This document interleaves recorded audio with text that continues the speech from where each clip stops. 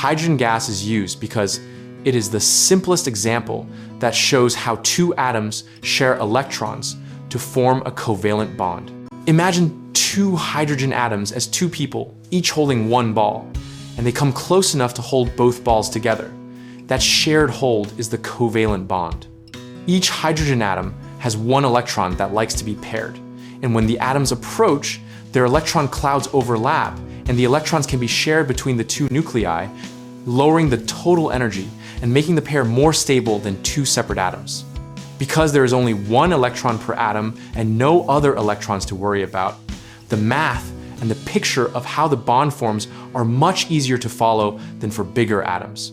Scientists and teachers use hydrogen gas, so learners can focus on the basic ideas of orbital overlap, bond energy, and why sharing electrons creates a stable molecule without complications from extra electrons or complicated shapes.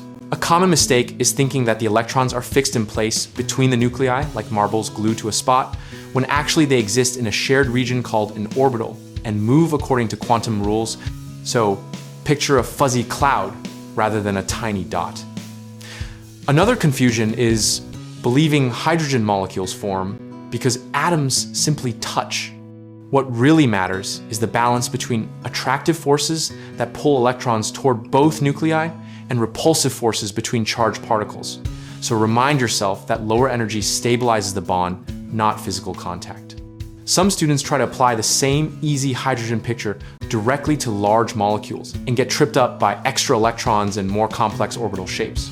So use hydrogen as the simple base model and add complexity step by step. For more videos and clear resources on this topic, check out www.gumballdegree.com.